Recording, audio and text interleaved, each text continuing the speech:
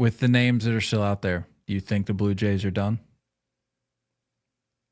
Do you think that they could? Because look, we love to joke about it, and to our credit, it ends up falling through more times than not. But every offseason, you get to a point in free agency where the whole mystery team news text alert update that you get seemingly a dozen times in offseason, you get to a point in the offseason where some teams start to get a little desperate and they make a move for a guy, and those things that alert actually holds true. So are the Blue Jays maybe I use mystery team loosely because I know that, you know, they have ever so slightly been connected to an Alonso, maybe even a Bregman.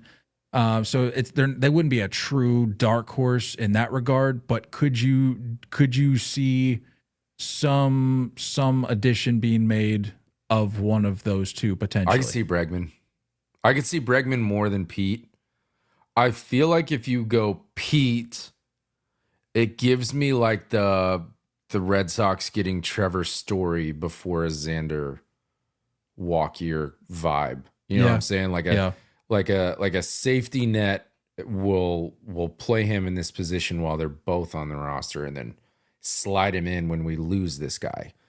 Yeah, but I feel like if they get Pete, it just closes the door on Vladdy. Even if he does hit the market next year, you could still negotiate. Obviously, like you could still re-sign him. They've got the money. Yeah, yeah, and I think the extension's done. I think it's kind of silly to still get these notifications that they're in talks. I think Vlad's definitely going to hit the market. I think it's dumb for him not to. And just try to drive that number up a little bit. So I would lean Bregman more as the fit there. And if you put Bregman in that lineup, that gets me feeling some things. I mean, for what it's worth, Will Wagner is projected to be their DH right now. So it's not like Pete. I agree with you in terms of Bregman. I think Bregman is just a more versatile fit for any team that ultimately gets him. Well, what are they projecting? Are they projecting Santander in left? So so that's what I'm saying. I get your comparison with Xander and Story and all that, but this theoretically could work more so than that, because with that you had to bump Story over, you had to move him around. It wasn't as seamless of a fit. But with this, you could easily slot one in at first and the other as the DH and not even think twice about it. And and make a run at it this year. Even if you lose out on Vladdy, you still have two names there that you could work with this year. For sure. See, to me, like I would prefer to rotate Santander and Springer at the DH spot. I need to look at that roster, but rotate those two guys between right field and DH. Then I'm going to feel a little bit better about the longevity. I want to see who their other outfielders are.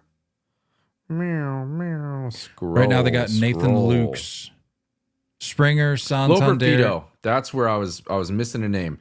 So,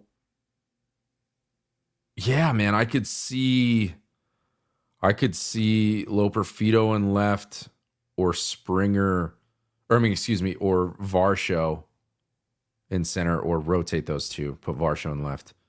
I think Loperfido is going to play a lot. Put him in center. I know he struggled with the stick after they traded for him, but that's a good name. That's a prospect that everyone should pay attention to. And you know that Davis Schneider is going to float around and get his time in different spots, whether it be, in the infield or occasionally starting in left or whatever. So I think getting Springer off his feet and keeping him healthy is probably priority number one. Like, let him, like, you're attached to that name, you're attached to that contract. You're not getting out of it. You're not moving him. you got to make sure you can get anything you can out of him. So allowing him to DH more often. So I feel like Alonso would be like a forced fit. I feel like Alonso would be like we missed out on so many other names, and you know, kind of what you were talking about, like what the Giants seemingly do pre Buster Posey, throwing money at the wall and throwing contracts at the wall and just seeing like, hey, you know, this will work. And then you look at the 4th or 5th place finish or whatever in the division, and you're just like, man. See, I disagree. I don't know if forced is the right word. I'm still with you. I think Bregman would be a better holes. I think Bregman would be a better fit, but I think generally speaking, you're not going to be upset with either of those.